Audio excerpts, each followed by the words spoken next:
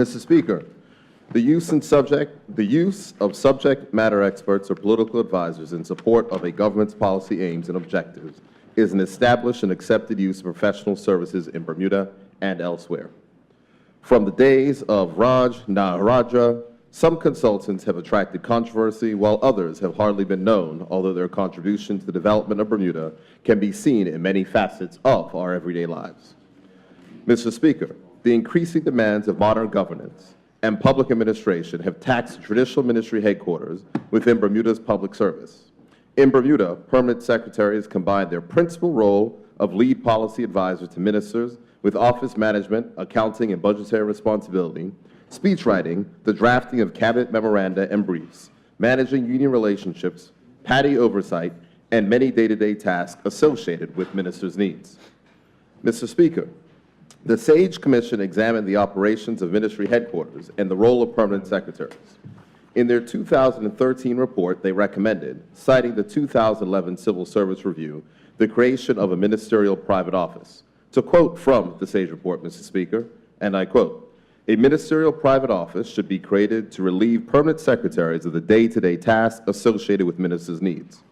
To again quote the 2011 Civil Service Review, we believe that a private office would relieve the permanent secretary of the day-to-day management of ministers' tasks such as detailed briefing, speechwriting, intelligent prioritization of the minister's diary, gatekeeping, managing the minister's relationship with the legislature, progress chasing of submissions within the ministry, etc.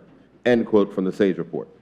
Mr. Speaker, the 2011 review said, "We believe that such a role closer to a minister would be a good one for young civil servants who are judged to have the potential for rapid advancement." Mr. Speaker, let me pause on that point to remind the honorable members of the recent announcement I made on the Cabinet Office internship program set to be run during this summer. From the young people we will attract for this period, I expect we'll identify such high flyers who will continue to add to the capacity of the public service. Mr. Speaker, the review continued. We believe that such a system would free the permanent secretary to develop a closer grip on improving the performance of the ministry and its constituent departments, the development of policy options, and driving better delivery and accountability through the system." End quote. Mr. Speaker, after almost 2 years in government, I think that I can speak for all ministers in saying that permanent secretaries are increasingly busy and challenged to meet the demands of the post without the support required.